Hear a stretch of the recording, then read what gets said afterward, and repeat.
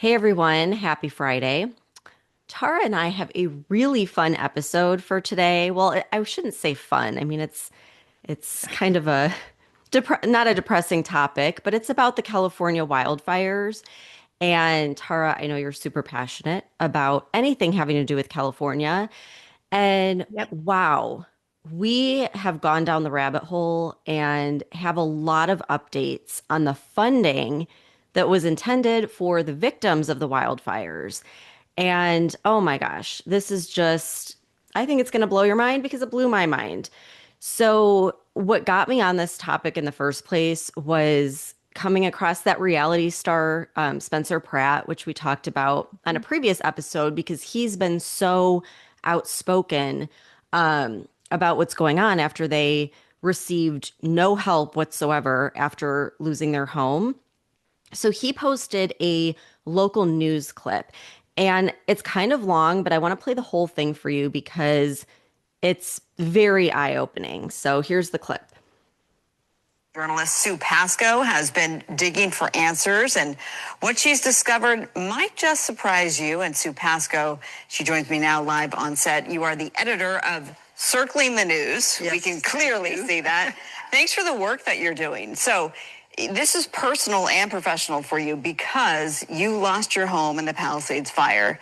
But that's not necessarily how this story landed in your lap. How did this all come to be? A reader sent me a little note and said, I've never seen any fire aid money. How do I apply for fire aid money? And I thought, well, I've never thought about that. There's 12,000 people, basically 12,000 homes gone. Those people probably want to know where the money is. This will be an easy task to find out. Mm-hmm.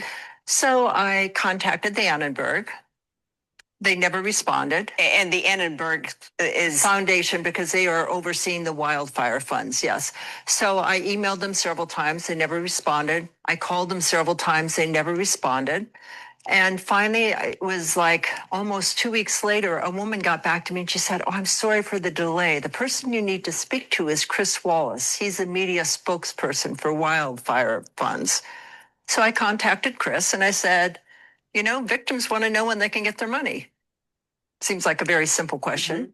He said, basically, they don't. All this money are going to nonprofits, and then nonprofits will take care of making sure the money's distributed.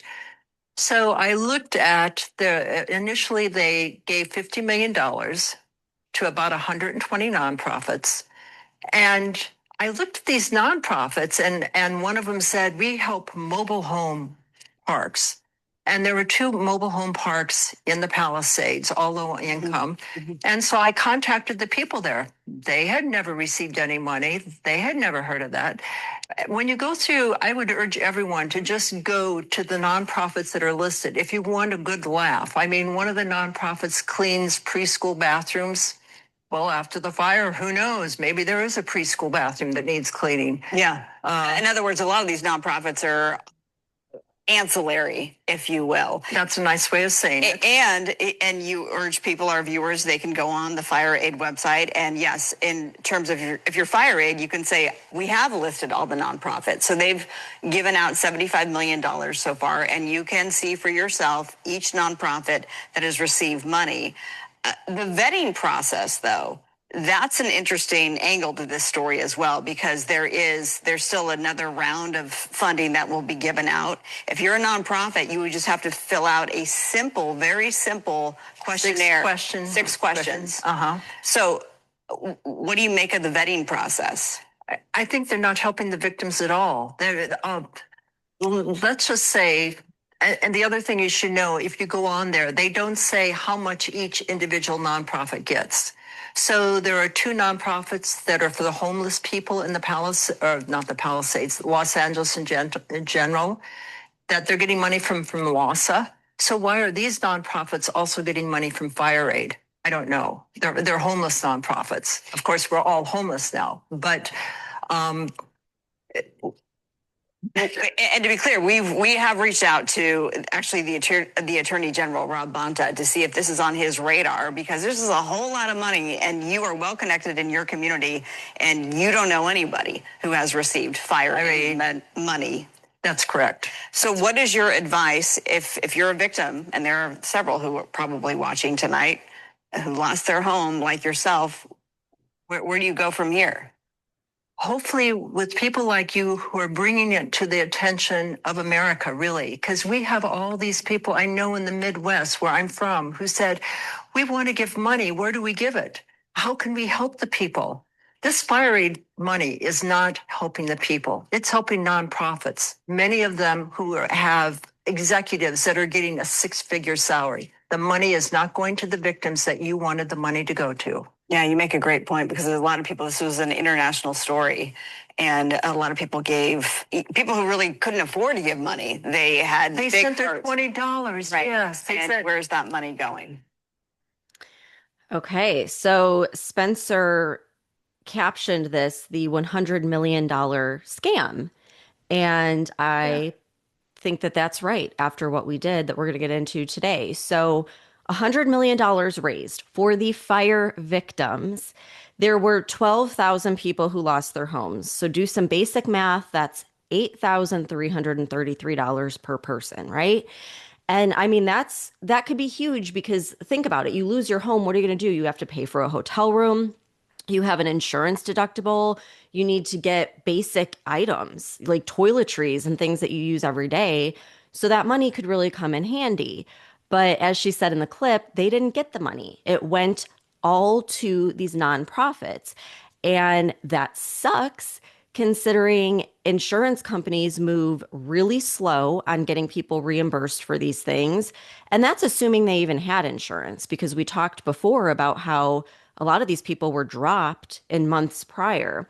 And, you look at where I'm at in Florida, there are people in my neighborhood that still have tarps on their roof and have not been paid by the insurance company for damage that was done last year in Hurricane Milton. So, I mean, yeah, you could wait a really long time to get anything, if you get anything at all, because there's also a lot of people who are completely rejected. The insurance company told them, nope, we're not going to replace your roof, like you're screwed. So, again, with this whole fire aid thing, I think we assumed the money is for the people who lost their homes. And yes, some of it theoretically is allocated for them, but the vast majority seems to have gone to these like city programs. And 100% of it is funneled through nonprofits, which all have overhead and administrative costs that take off the top. Yep. Oh yeah, this is we're going to get so deep with this. So, first of all, it's California, right? So, do you expect there's not going to be some shady shit going on? Because that's just like a given for me. And I'm honestly really glad that this is getting some national attention. And I don't know if we've talked about Steve Hilton. I think we may have mentioned him, but we haven't Briefly. gone into detail. Yeah, Mhm. he's the Republican candidate who's going to be running for governor of California in the 2026 election. And he went on Jesse Waters' primetime on Tuesday, and he was talking about this whole thing. And he said, quote, it's like a parody of California corruption and laziness, except it's all true. Everything in California is like this. They don't care about the results. They just say some grand thing, make themselves feel good, have good intentions, but the results don't matter. One of the organizations they gave money to is in Sonoma County, nowhere near LA. Another one says that it spends its money on multi-generational power building. We don't need power building in Los Angeles. We need house building, end quote. And yeah, Sonoma County, literally on the other end of the state. So I wanted to address one of the things that really caught my attention in this video you shared, because she mentioned the Annenberg Foundation. And we know that with these nonprofit schemes, like they all go back to some big globalist elite foundation. And I wanted to learn more about exactly what the Annenberg Foundation is, because I hadn't heard of it. But it's a nonprofit private that manages like large scale philanthropic funds. And again, this is usually like total red flag for connection to the globalist elites. I was very surprised that I could not find any direct evidence of this organization being tied to the World Economic Forum or Klaus Schwab or even any World Economic Forum affiliated elite networks. I even had our GPT check like grant recipient databases, public filings for annual tax reports, but there's no formal affiliation. But I do want to get into a little bit about this foundation because it is an elite foundation. And it was created back in 1989 by Walter Annenberg. I guess he was the billionaire publisher behind like TV Guide and 17 magazine and the Philadelphia Inquirer. And since this foundation has started, they've distributed around $5 to $6 billion in grants. And for me, red flag, most of them are focused on like the DEI agenda, things like empowering marginalized voices, education equity, women's leadership, underserved populations, and wildfire relief. And even if there's no direct connection to the World Economic Forum, this foundation is definitely connected to the elites because they have a retreat center called Sunnylands. Have you ever heard of this, Stephanie? No. Yeah, me neither. So this apparently was founded back in 2001, and the whole purpose of it is to host high-level retreats for world leaders, including the US president, international heads of state, Supreme Court members, and global thought leaders. It's apparently referred to as like Camp David of the West. It's hosted 7 US presidents, including Ronald Reagan, George W. Bush, Bill Clinton, and Obama. They have secret workshops there focused on issues like tech, trade, security, AI, global health. Xi Jinping has been hosted there. And this retreat center operates as its own independent 501c nonprofit. So there's no clear oversight mechanisms at all. And just like every fucking time that we try to dig behind the scenes to figure out the funding for these elite nonprofit organizations, you can't track the money trail because there's no transparency with public filings for donor contributions. It is the same story every single time. So this Annenberg retreat is a private trust with minimal public financial transparency that hosts heads of state, royalty, NGOs, and elites who have these private summits and meetings related to global issues. Like, that's not sketchy, right? Well, let's talk about FireAid specifically for a minute because FireAid is another 501c3 nonprofit that was created by the Annenberg Foundation. And it was created in January after the fires, specifically to deal with the fires. So this entity did not exist beforehand. Well, it has its own nonprofit registration, its own governance structure, its own bank accounts, but its entire administration, its strategy, the way the funds are distributed, this is all led by the Annenberg Foundation. So where did all of this donated money come? Where did it come from? So FireAid, I guess, had two massive concerts. I didn't even know this, but this was back on January 30th at the Intuit Dome and the Kia Forum. And this $100 million reportedly came from a combination of ticket sales, sponsorships, merchandise donations, and then private gifts from major donors, most of whom seemed to be involved in the music industry because these concerts were spearheaded by like major music industry figures with production partners like Live Nation and AEG Presents, which are really big name production companies. They had very high profile performers like Billie Eilish, Lady Gaga, Green Day, Red Hot Chili Peppers, Sting, Rod Stewart, a ton of others. There were also a bunch of celebrities involved with endorsements. There were sponsorship from really big name brands like American Express, Netflix, US Bank, AT&T, Goldman Sachs, Starbucks, that's just to name a few. And so there's clearly elite backing with all of this as well. And these concerts had live streaming donation platforms in real time. And reportedly, they had over 50 million viewers across 28 platforms. So people were donating during the live concert and then afterwards on the FireAid website. And from what I could tell, the website is still open for donations today. But like she was saying in that video clip you played, I don't think most like good-hearted people who donated realized that they were donating to nonprofit organizations and not to the actual victims. Yeah, and I think the way they marketed it with the concerts, especially, they made it sound like this would go directly to the victims. Like even if you look on the Fire Aid website, it says, quote, together, we raised an estimated $100 million that have been designated for direct relief and will not be used for administrative purposes. And it's just so incredibly misleading. I mean, it's false because number one, there isn't direct relief, and there are a ton of funds going to administrative purposes. And they have no idea how much is being spent on administrative purposes because they just handed it over to a bunch of nonprofits, like she said in the clip, with hardly any vetting going on. And so she talked about how ridiculous the application is to get this funding. So I pulled up the application, and first of all, it's a Google form. Like it's not even a professional application like you would expect. It is literally just a Google form that they threw together. And here's what it says. Quote, thank you for your interest in fire aid. If you are a 501c3 serving victims of the LA wildfires and would like to be considered for round 3 funding, please complete the form below.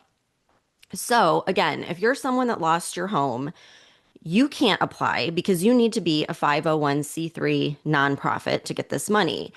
So the application has 6 questions. It asks for your organization name, your organization description, where it just says briefly describe how your nonprofit is currently working to provide LA wildfire relief. You need to put your EIN number, geographic area serving, number of people serving, and then your contact info. That's it. So, okay, not very thorough. And I was looking at this thinking, now why couldn't they have just done that with the individuals who lost their homes so that they could pay them directly? I mean, they could have like easily created a form asking a few questions to verify that your home actually was destroyed and then given the money to the people that really need it. I don't understand why we have to go jump through all these hoops. Well, that's the legal loophole when it comes to these 501c3 nonprofits, because I did a lot of research on this, and a nonprofit cannot just cut a check to individuals unless they meet very specific IRS approved conditions, which are incredibly time consuming. They require a lot of documentation, verification of eligibility, and reporting. And if you've ever dealt with the IRS, you know it's a fucking bureaucratic nightmare unless you're the one that owes them the money, and then they'll work quickly, right? So a 501c3 has to distribute the money through structured relief programs. So they can do things like issuing gift cards or providing vouchers for things like food, housing, medical care.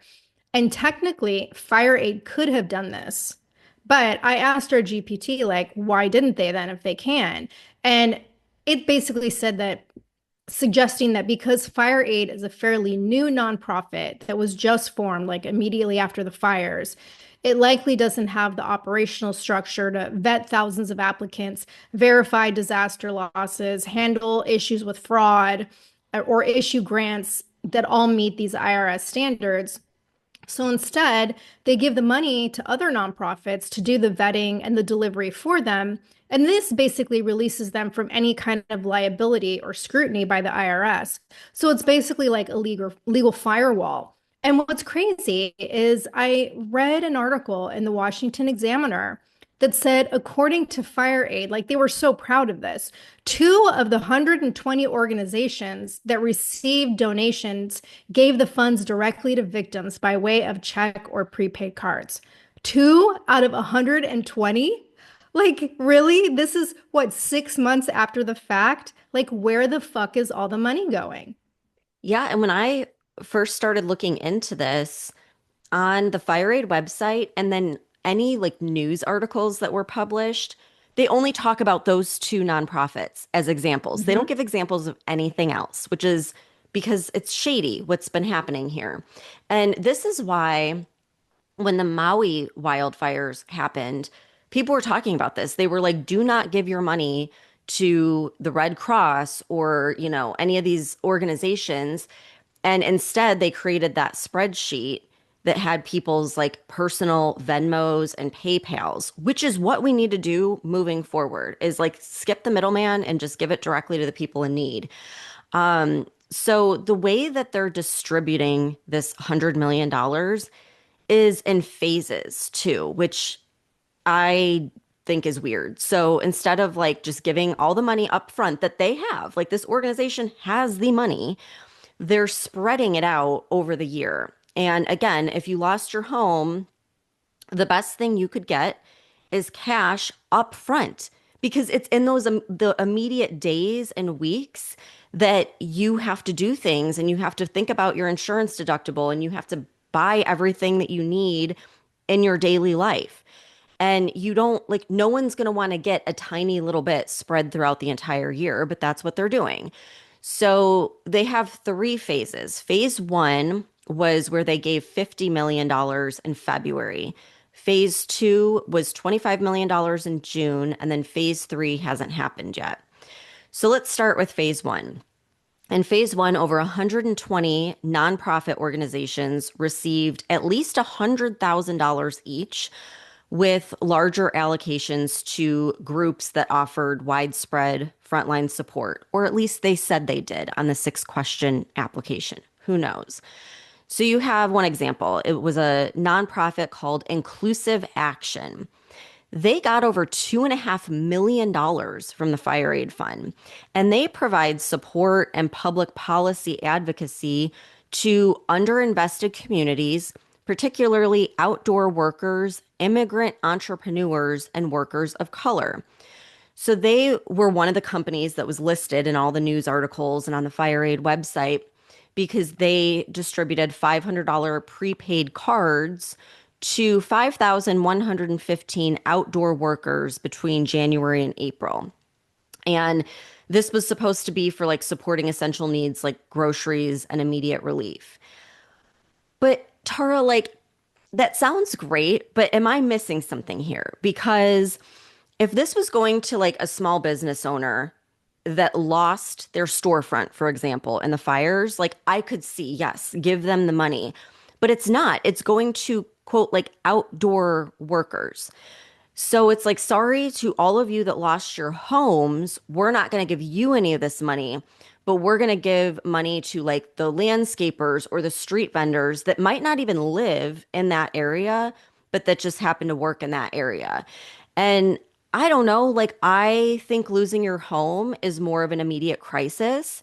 And the fact is, like, all of these people who donated to this fund were told and thought that they were directly helping the victims of the wildfires that lost everything.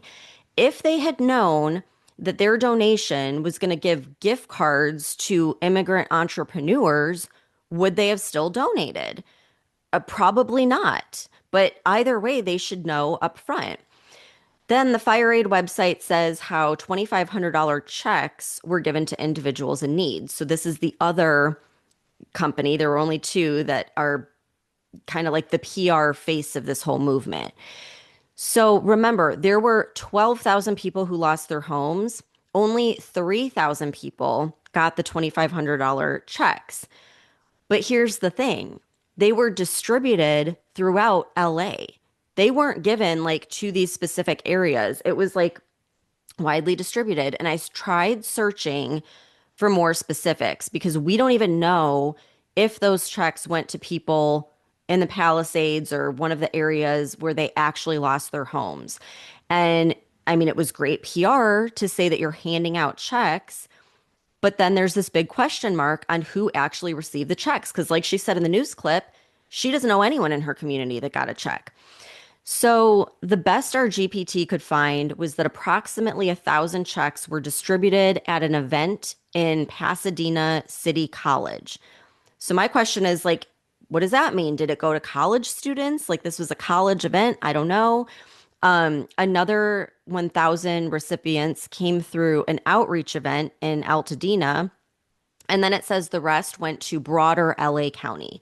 Like, how much more vague can you be? So we have no idea who exactly got these checks. What we do know for sure, though, is that the vast majority of the 12,000 wildfire victims that lost their homes did not get a check. And for the 3,000 that did, again, we can't confirm they were actually people who lost their homes. Yeah. This is crazy. Like when I was researching where the money's been going, another one of the nonprofits that came up was Neighborhood Housing Services of Los Angeles County. And they received 1.5 million in fire aid grants for this phase one of the disbursement. And the money is supposed to go to helping victims get interim housing and financial counseling. Well, if you go on their website, it says absolutely nothing about helping with interim housing. And I couldn't find any confirmation that they've directly provided or funded interim housing for people.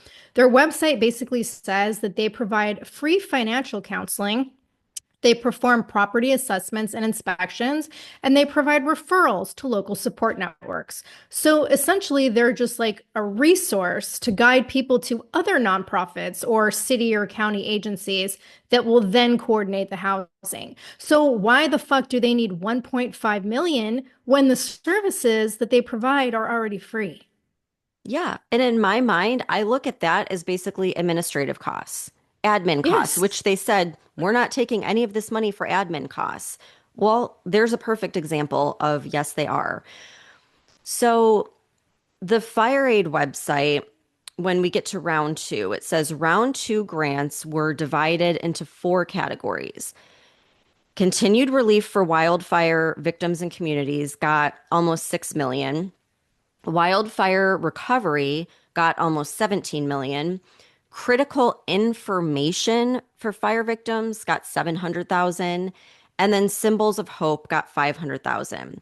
And then a million was to fund a fire aid project with the LA County Fire Department and the Los Angeles Fire Department Foundation to provide a much needed special firefighting vehicle for Altadena and an additional wildfire preparedness vehicle for the Palisades. So, out of the $25 million dollars for phase two, less than a quarter of that goes to the actual victims of the wildfires, which we'll get into that in a second. But just based on what the website says, that's still only a quarter reserved for the actual victims. So, what does relief for the victims entail? Here's a breakdown. So we have direct financial aid, which would be gift cards, like we talked about, grocery cards, cash grants assessed via community partners. So we already talked about like the two nonprofits that are doing that. Food access, so bolstering food banks beyond what they got in phase one. Navigation assistance, so training and outreach to help individuals navigate insurance, FEMA, and other aid programs. So, like you were saying, it's basically, admin costs. Medical care and short term housing covering immediate health care and temporary accommodations post wildfire. This could be helpful, although I doubt it's being used properly. And then community hubs. So that's funding local trusted institutions like schools, churches, and temples acting as relief centers. Again, it's just annoying. Like, why can't this money go directly to the people so they can go and get their own damn food and temporary shelter? So the bulk of the money goes to what they say is wildfire recovery. That was almost $17 million. dollars.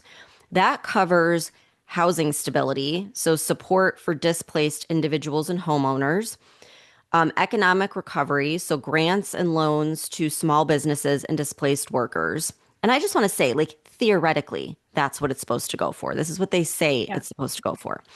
Mental health and trauma services, so like counseling and recovery programs, environmental remediation, like soil testing, debris cleanup, keep that in mind, and then green rebuilding standards, keep that in mind as well.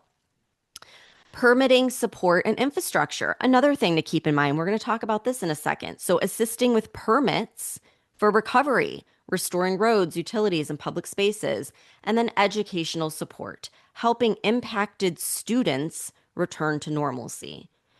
So, okay, that all sounds pretty great for the most part, but Tara, I cannot help but wonder if this is going to recovering what was actually lost, or if this is going to be used towards the low income housing you talked about last week that Newsom wants to build in the areas that burn down, because that's what my money's betting on.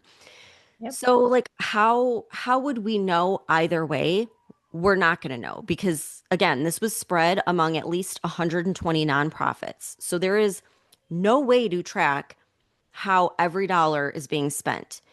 And I just can't help but wonder, like, how many of these 120 nonprofits are friends of Newsom and Mayor Bass or the elites that run the Annenberg Foundation? I bet they're Yep, all buddies that dine at French Laundry during COVID together, you know? absolutely.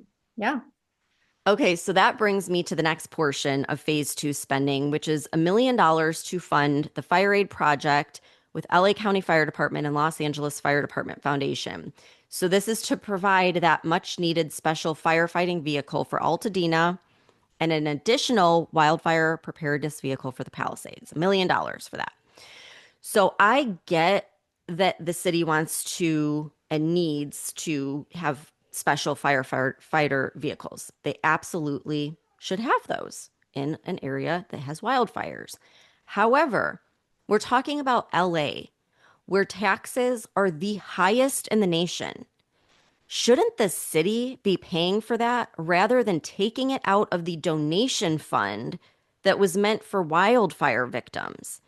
And remember, Mayor Karen Bass cut the fire department's budget by $17.6 million. But then they're going to turn around and take money that was meant for the victims who lost their homes.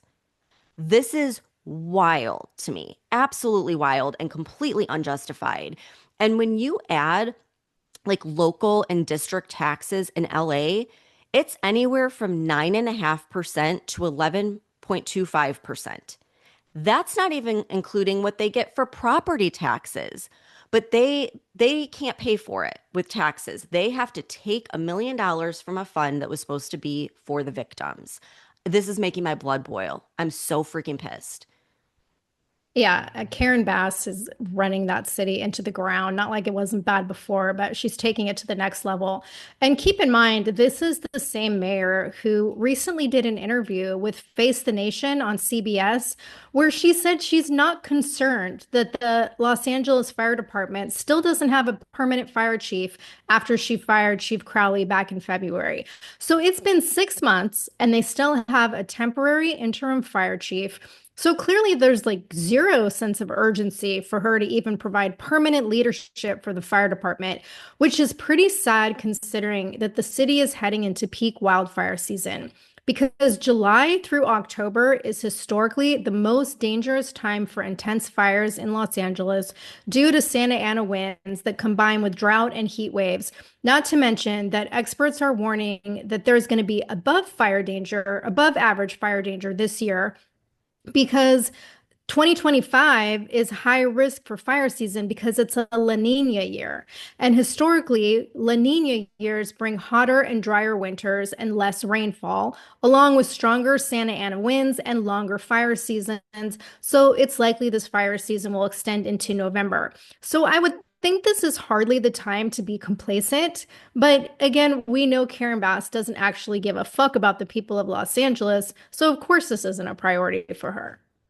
Like she doesn't even try to pretend to give a fuck. No. Like she's just blatantly like, screw you. I don't care. If this woman gets reelected, I'm gonna lose my mind. Like all I hope know. is lost at that point. They better not reelect this woman. Like insane. But it gets crazier with the phase two funding. Like, we're not even done with the phase two funding. Okay. Let's look at the critical information for fire victims, which was $700,000. This is supposed to be dedicated to ensuring that wildfire survivors have access to trusted information through multilingual outreach with pamphlets and hotlines and community liaisons in various languages and public awareness campaigns. So, details on health safety, insurance rights, we'll get to that in a second too, and rebuilding steps. And then, of course, workshops and clinics, legal aid and insurance navigation sessions held at trusted locations like libraries and community centers. Again, this is nothing but freaking admin costs, and it's driving me insane. They're taking money so they can hold a workshop that no one's going to attend at the local library. Give me a break.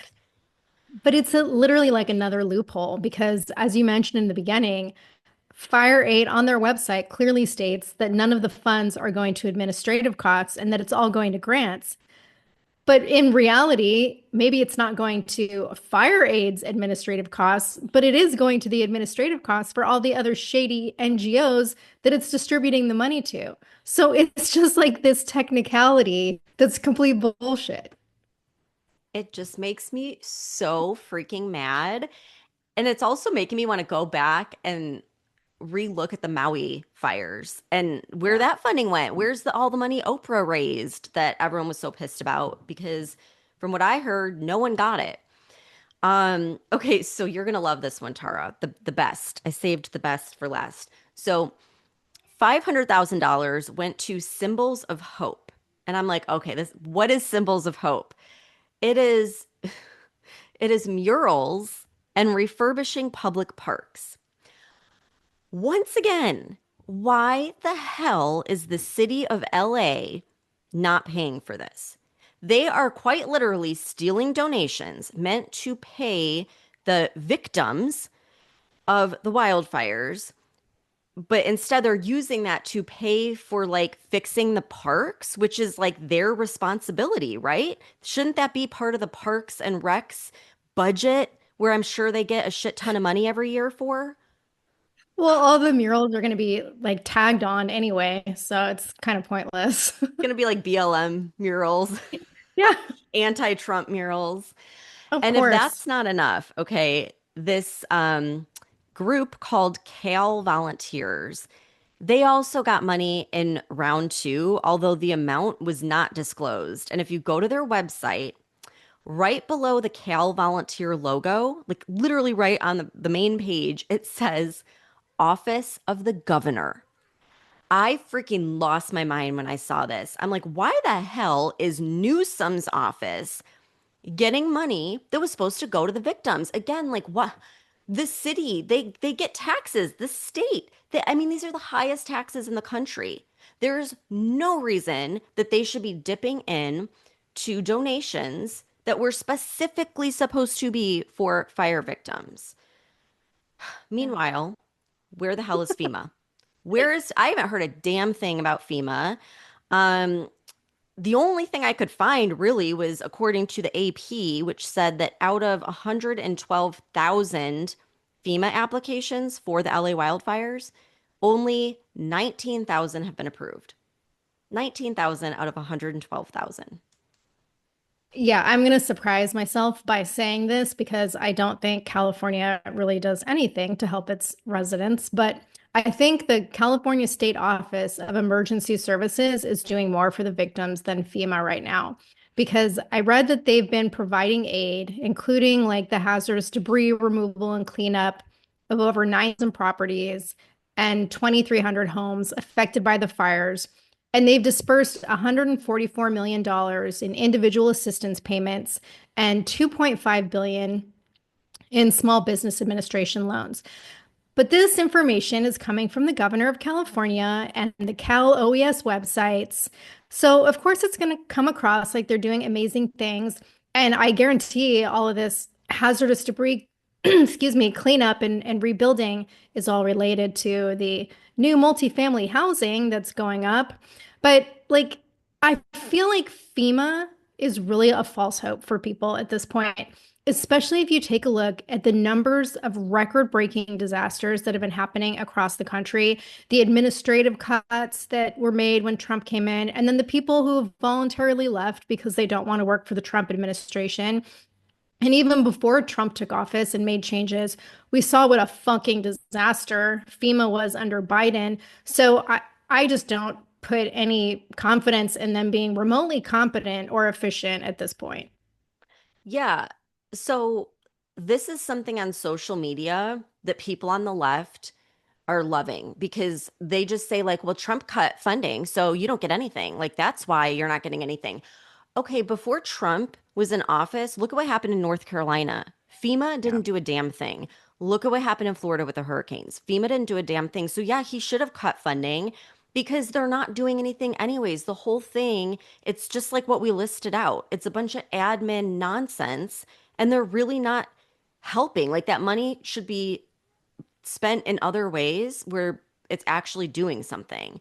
And like, just look at, I have my own personal story. I think I told this on the podcast before, but during Hurricane Milton, when we needed our entire roof replaced and it cost $20,000. And even with insurance, there's a $10,000 deductible. So I filled out the FEMA application to see if we could get that $750 like everyone's supposed to get. You know, they talk about all the time. Kamala was touting about it, right? And I mean, we were like instantly denied. It was like I clicked submit and it was like, boom, you get an email. You're denied because you have homeowners insurance. But as I said, even with homeowners insurance, our deductible was $10,000. And there's people in my neighborhood who had higher deductibles and who never got a payout from their insurance. They had to pay 100% out of pocket. And some of them can't afford that. So they're like literally, they have a tarp on their roof. And we are in hurricane season and they have not gotten their roof Why fixed. why pay for insurance, period, if that's Exactly. the case? I had to threaten to sue our insurance company to finally get a that's I am convinced that is the only reason why we got them to move. They actually like fired our adjuster. And I mean, they're already in like a bunch of lawsuits, so I think maybe that was why, because I had to threaten them. And a lot of people don't. They just accept like, oh, they said no, so now I'm screwed. So I feel really bad for the people in my neighborhood. Like we are in hurricane season and they have a tarp on their roof. It is insane. So anyhow, like that's what you get from FEMA. Nothing, nothing. They just deny you. And I'm sure it's the same thing that's happening in LA. So Cal Matters reported that people are still unable to move back into their homes over 100 days later because the insurance companies like State Farm, which is the biggest insurer in California, are slow processing or outright denying smoke damage claims.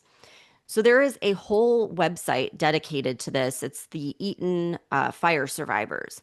And I spent a lot of time on that website because it's where you can actually hear from the people, the victims, and they're describing in detail the nightmare that they're facing with State Farm. They also wrote a letter to Commissioner Ricardo Lara of the California Department of Insurance detailing all the issues they're facing. So they're saying that State Farm keeps shuffling adjusters. So people are saying they've been through like five, six adjusters already, and none of them seem to have like any knowledge on smoke damage. And they insist that these soot-filled homes are livable while also refusing to test for toxins. Like they're telling people, yeah, move in with your kids, it's fine. And like literally everything's covered in ash. People are That should be claiming criminal. it That should should. be literally You worked criminal. for the fire department. You know how toxic that is. Like Yes, it's that's horrible. crazy.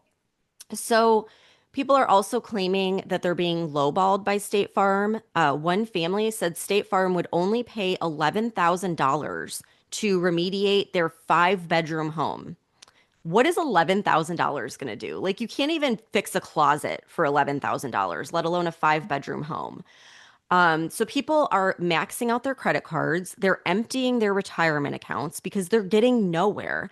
So they're urging the commissioner to launch a targeted, expedited market conduct exam into all Eaton and Palisades State Farm fire claims. They want to require State Farm to produce original adjuster's loss estimate for each home, including an explanation for any reductions. And they want a delay on all rate hike approvals because State Farm announced they're going to like increase the rates while people still have not gotten money. So people are like still paying for insurance when they have not gotten a dollar for their home that they lost.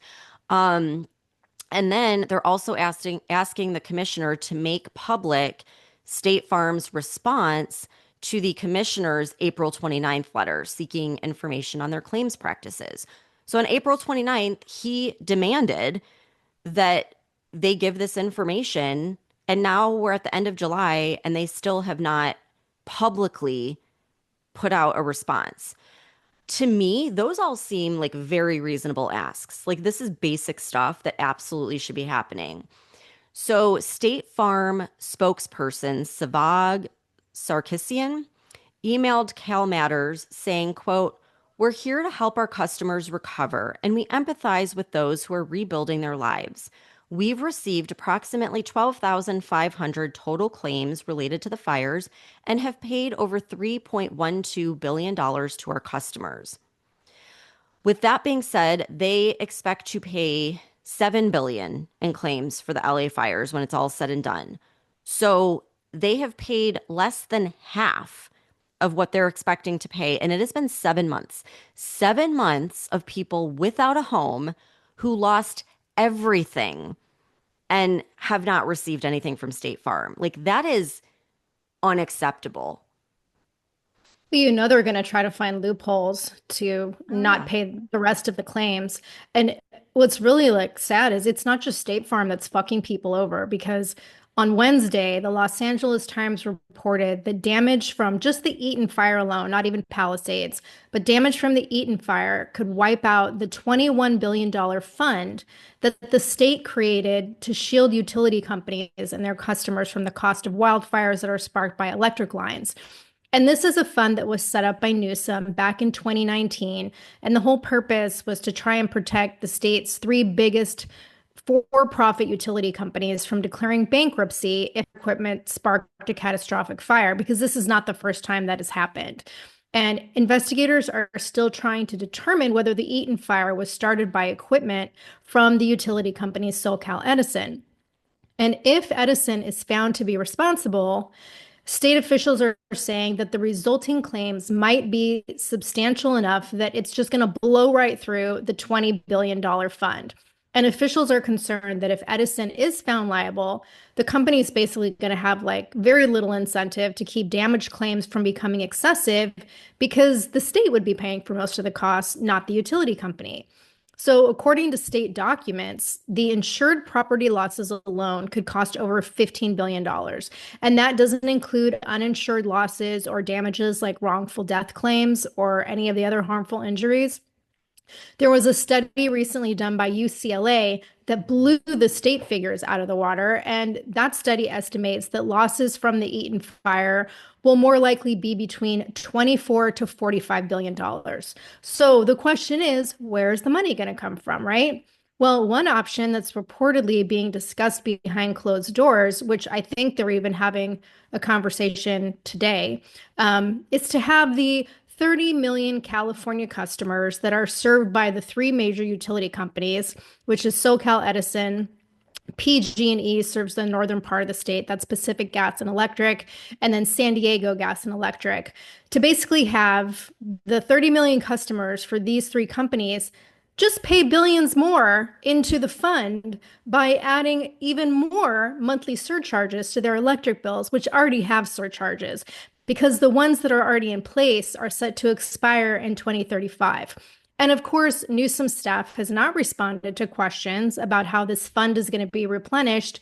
But realistically, they can't let a major utility company declare bankruptcy because then millions of Californians will be without power. So I'm sure California taxpayers are going to be footing the bill. And the Times also reported that lawyers have filed dozens of lawsuits against Edison already on behalf of the families that lost their homes and also residents who are claiming they were harmed by the toxins in the smoke. And I think Edison's trying to avoid litigation and legal costs because also on Wednesday, Edison announced their own wildfire recovery compensation program for victims. And this is completely separate, kind of, from Newsom's catastrophic response fund. So this Edison Fund is a voluntary private program that's paid for by Edison to basically fast track direct payments to homeowners, renters, businesses, and any eligible people who are affected by the Eaton fire. And the program is supposed to launch in the fall. So the president and CEO of Edison International gave a statement on Wednesday saying that community members shouldn't have to wait for, the final conclusions in the fire investigation in order to get financial support to start rebuilding. And reportedly, this program is going to be voluntary with no application fees, no administrative costs, no legal fees charged by Edison. So this sounds really nice and all, right? But I'm guessing the company knows already that their equipment was responsible for the fire, even though the investigation hasn't been formally completed. Because why would they give out all of this free money on the company's dime? Like, I am betting the fire will be proven to have been caused by Edison's infrastructure and equipment. And then they're going to be able to file claims with the state and get reimbursed with that $21 billion wildfire fund. So, sure, it seems like Edison is stepping up and playing the nice guy, but really think about it. If that was truly the case, why would they wait until 6 fucking months later to come up with this plan? Like, the only reason they are doing this is because of the media attention that this story is getting because of Sue Pasco and others who are exposing it. And they're paying out now so they can look good and dodge lawsuits. But in the end, it's going to be like no skin off Edison's back because they'll just get reimbursed by the state, who will ultimately be getting reimbursed by California residents through more surcharges on their electric bills. Because I'm going to kind of side with the UCLA estimates and say the damage is going to far exceed the 21 billion in the fund. And California is already the second most expensive state in the country for residential electricity aside from Hawaii. So, of course, we have to go into conspiracy mode with this because Stephanie, tell me you don't find it interesting that the two most progressive, green, clean energy states in the country with the most expensive electricity, where rate hikes, we're supposedly going to fund shit like climate resistance and EV chargers and wind farms and solar mandates. And yet these two states both had catastrophic, massive fires that are linked to utility infrastructure.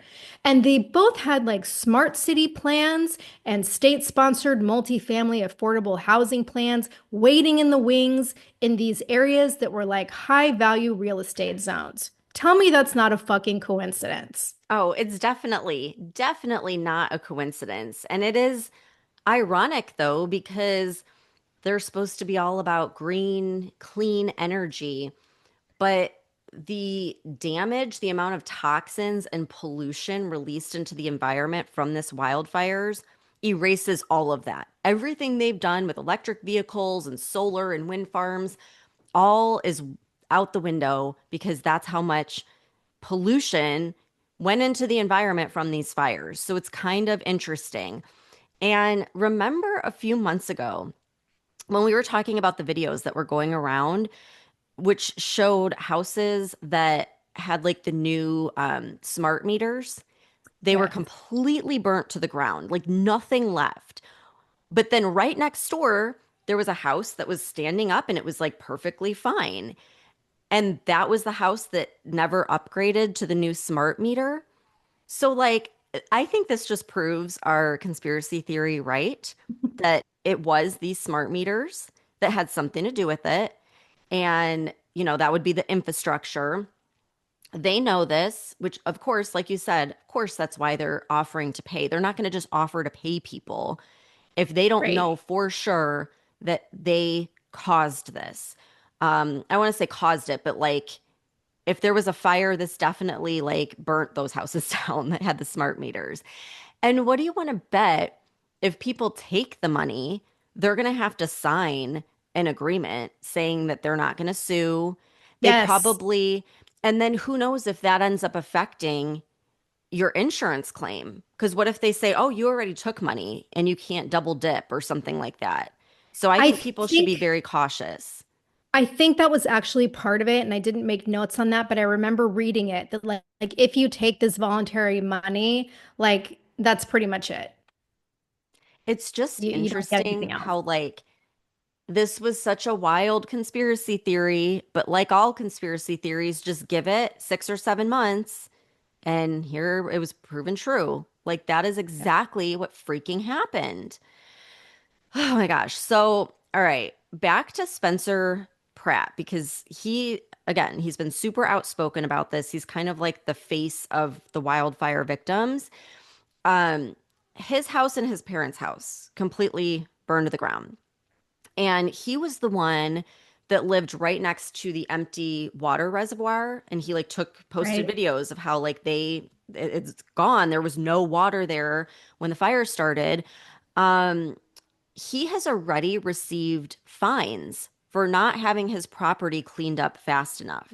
So remember in the earlier part of the episode where I was talking about that funding and how it was supposed to go to like debris cleanup and all this stuff? Well, is it because people are now getting fined because they have debris or brush or whatever they're calling it on their property? So I'm going to play a video clip of him talking about this, and he is showing the copy of the fine notice. So you can see, like, it's legit. He actually received this. So here's what he said. This is real. The fire department says they're going to fine me $772 if I don't remove brush clearance and remove all dead trees, shrubs, and vegetation. First off, I got the Army Corps. Weren't they supposed to clear our lots? So now I have to pay to clean brush. There's no brush; it's dirt.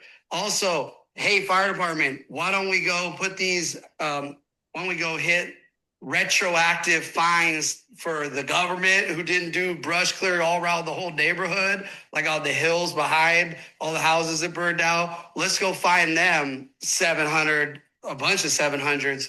Also, mind blown. I have no neighbors. All their houses are dirt lots. So what are we worried about my shrubbery in the dirt? What's going to burn down? Maybe hit these in like 7 years when some houses get rebuilt. Then you can worry about this. But this is crazy. I had to ask ChatGPT Pro if this was legit. It is. He cracks me up. But, like, what a good point, right? Like, Oh. the big reason the fires spread was they didn't clear the brush like they were supposed to, the government, but now they're going to fine people. And what he's saying is, like, he's showing video. It's dirt. It is a pile of dirt. And so it's like Newsom, doesn't want to come in and pay to clear the land for his low income housing. He's going to fine the people to clear the land so that he can come in and build on it, you know? What a slap in the face Right? to the It's victims. insane, insane. So on top of that, Spencer is running into permitting issues where they don't want to give him the proper permits to rebuild because it's California and there's a million loopholes and red tape and all that stuff. Wait a minute. Didn't Newsom change all those rules? Huh. Yeah, for the low income housing that he wants to build, but not for actual victims of the wildfire. So anyhow, Spencer Pratt, he was talking about that legislation that would allow the state to buy up the land and use it for low income housing that you talked about last week. So Governor Newsom's press office responded on X, and here's what they said. This bill was not proposed by the governor. It was introduced by a legislator with backing from a county supervisor. It's still pending in the legislature. The claim that the governor wants to bulldoze fire victims' neighborhoods and replace them with affordable housing is absurd, offensive, and flat out false. The governor is focused on helping families rebuild, and it's shameful how C-list reality TV stars and anonymous Twitter accounts continue to spread misinformation that fuels fear in this community. So Spencer responds to this post, and he says, calling a concerned resident who lost his home to the Palisades fire C-list for demanding answers, that's not leadership. That's shameful. Which I thought, like, what a professional response. I would have gone nuts on this guy. But he was cracking me up on TikTok because he's like, well, first of all, I would like to thank the spokesperson for the nice compliment because he's like, I thought I was a D-list celebrity, but he's calling me C-list. So he just upgraded me. So thank you for that. This is also bullshit because even if this bill was not proposed by the governor, he's certainly been fucking supportive of it Yes. because he has spoken out publicly about this and about building affordable housing, like specifically. So that's Yeah. a bullshit response. Right. I mean, these affordable housing plans, they've been in place since what was it, 2022 when we looked up the city planning. So like Yep. it's such bullshit. It's such gaslighting. And so I was reading through the comments and it was awesome because pretty much everyone was supporting Spencer. Like they see this for what it is. And they were saying Spencer should run for LA mayor and like boot Karen Bass. And he was saying like a garbage can could beat her. Like it's, she's done. But then something interesting, there were a bunch of comments that said, Spencer, you should start a class action lawsuit. And he responded saying he's already filed one. So like it's getting heated, and I guess he's already submitted this lawsuit. So we'll see what happens with that. Good for Um, him. Like, when is the next mayoral race? I don't even know. I'm I have trying to look that no up real quick because no I'm idea. curious. My internet's being slow, so I guess we won't know. Oh, it's in 2026 in June. So, So they're probably hoping everything will just blow over by then, which it well, might. I mean, people have short-term memory. Karen Bass has already filed to seek reelection. So I hope to God somebody I comes mean, in and replaces her. can you imagine?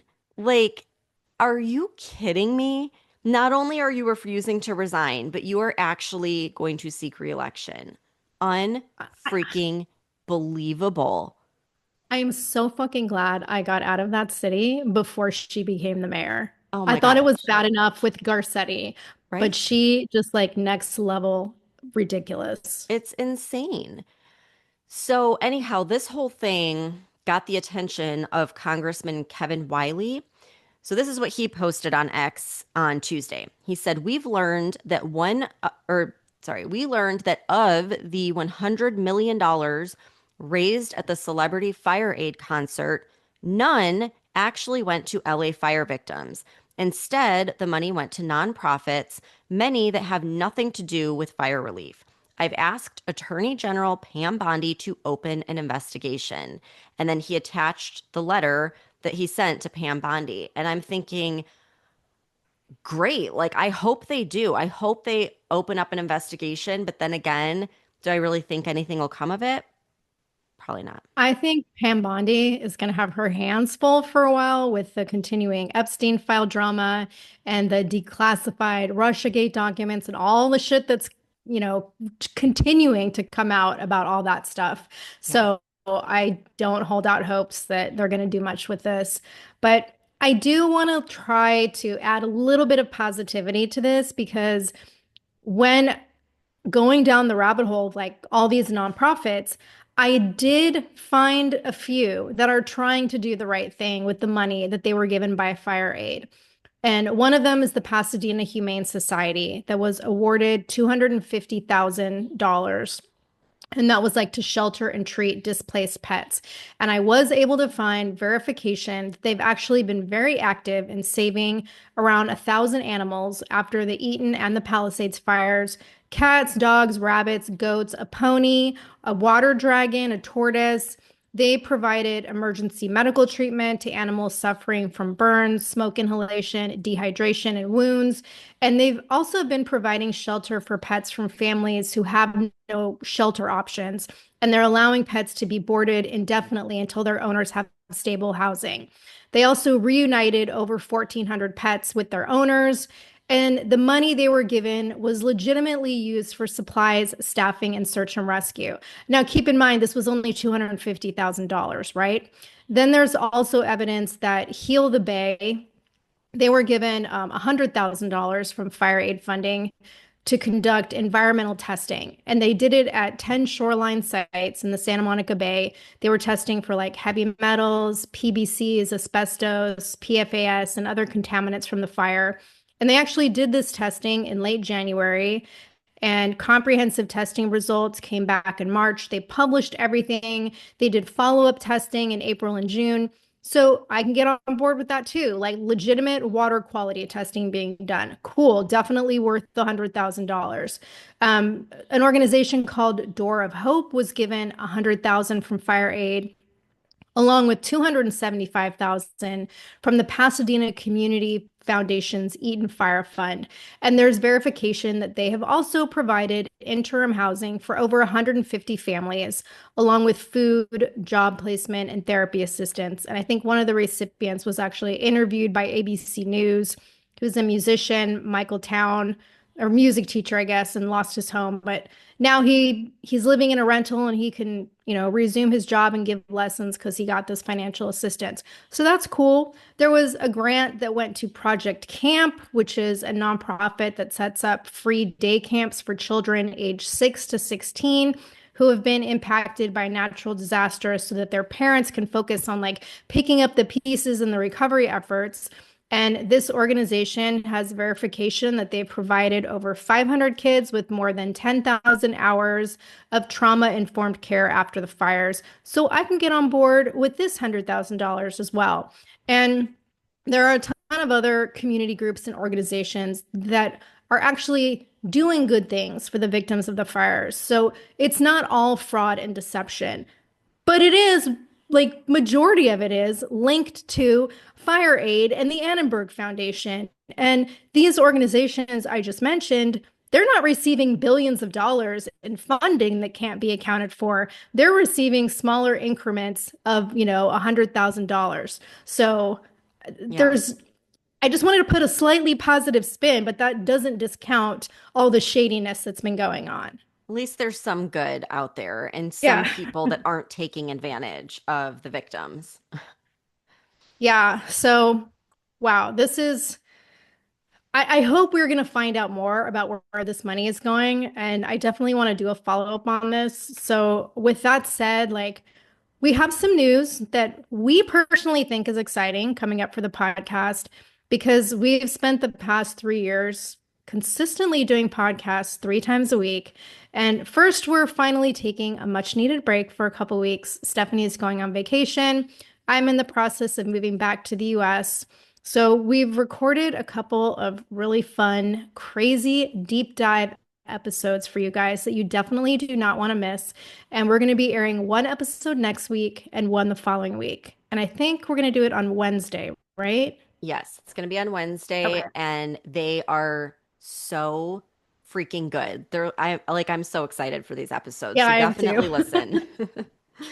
And while we were recording those and like doing this kind of deep dive here, we realize we get really excited about doing these deep dive episodes. So when we come back in, I think the second week of August, we're going to change up our format a bit because, at least from my perspective, like I enjoy covering everything that's going on in the news, but it's like surface level stories that we then can't follow up on because more shit happens and then new compelling stories come up and it's just too hard to keep up. And we can't really cover anything in depth unless you're doing a daily news podcast, which we don't.